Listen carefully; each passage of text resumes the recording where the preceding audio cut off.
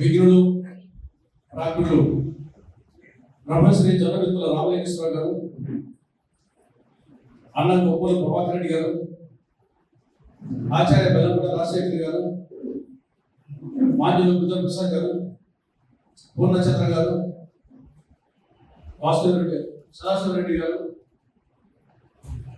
జానపద విజయభాస్కర్ గారు, ఈ కార్యక్రమంలో పాల్గొంటున్న తెలుగు భాషాభిమానులారా, సాహిత్య ప్రియులారా, సంఘ సేవకులారా, ఈ యొక్క బ్రౌన్ పరిశోధనా కేంద్రం సిబ్బందికి అందరికీ నా హృదయపూర్వక వందనం, అభివందనం.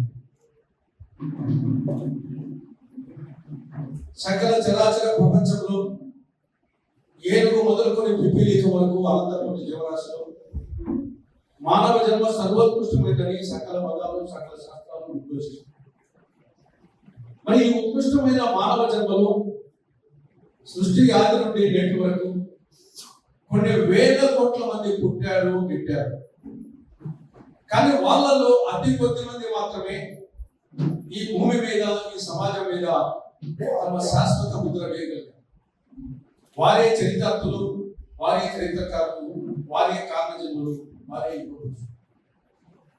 అటువంటి అతి కొద్ది మంది కోపకు చెందిన చరితార్థుడు, చరిత్రకారుడు, కారణజన్ముడు, యువ పురుషుడు స్వర్గీయ మండలి వెంకటకృష్ణారావు గారు. ఆయన బహుముఖ ప్రజ్ఞాశాలి. అన్నిటికంటే ముందు ఆయన గాంధేయవాది. గాంధేయ సిద్ధాంతాలను తన జీవితాంతము ఆచరించినటువంటి అసలు శిష్యులు గాంధేయవాది. తన జీవితాంతము గాంధీజీ ప్రబోధించినటువంటి ఆ గడ్డలు వస్త్రధారణ చేశారు. ఆ విధంగా అసలు శిష్యులు గాంధేయవాది. ఒక ఆదర్శప్రాయమైనటువంటి రాజకీయ నాయకుడు.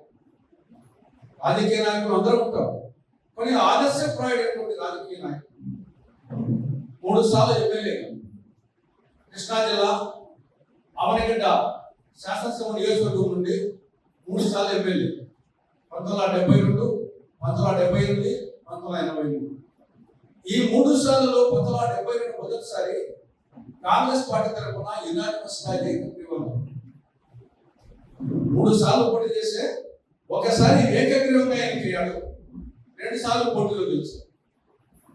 దాని తర్వాత జగన్ వెంకటరావు గారి మంత్రివర్గంలో విద్యా సాంస్కృతిక శాఖ మంత్రి, అటు ఎమ్మెల్యేగా కానీ అటు మంత్రిగా కానీ ఒక ఆదర్శప్రాయమైనటువంటి రాజకీయ నాయకుడిగా ఆయన సేవ చేశారు.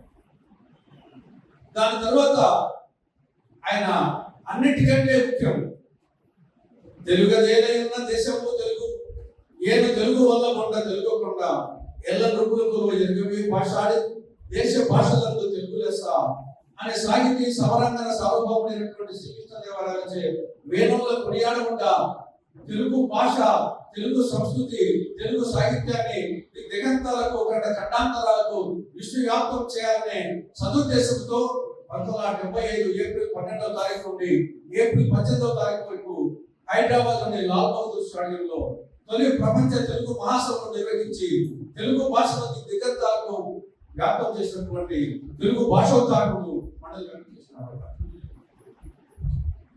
అదే విధంగా ఆయన దివిసీమ గాంధీగా పెరిగారు. ఏమిటి దివిసీమ అంటే? కృష్ణా జిల్లాలో అవనిగడ్డ నియోజకవర్గంలో కృష్ణా నది బంగాళాఖాతం దగ్గర ఆ యొక్క హంసనది దగ్గర కలిసే ముందు ఆ విశాలమైన ఏరియాలో ఒక సారవంతమైన భూమిగా అదొక ద్వీపకల్పంగా ఏర్పడి తర్వాత కృష్ణానది సముద్రంలో కలుసుకున్నారు. ఆ ప్రాంతాన్ని దివిసీమ అంటారు. ఆ దివిసీమ గాంధీ గారి పేరు. ఆ దివిసీమ ప్రాంతంలో ఆ సారవంతమైన భూమిని, బంజరు భూమిని 15,000 ఎకరాలను పేద ప్రజలకు పంచిపెట్టి దివిసీమ గాంధీగా పెరిగారు. ఆయన ఒక సంఘ సేవకుడు. మానవ సేవయే మాధవ సేవ, పరుల సేవయే పరమాత్మ సేవ, ప్రార్థించే పెదాల కంటే సేవ చేసే చేతులు విన్న అని నమ్మినటువంటి సంఘ సేవ. పరోపకారాయ ఫలంతి వృక్షక, పరోపకారాయ దుహంతి గవః, పరోపకారాయ వహంతి నద్యః,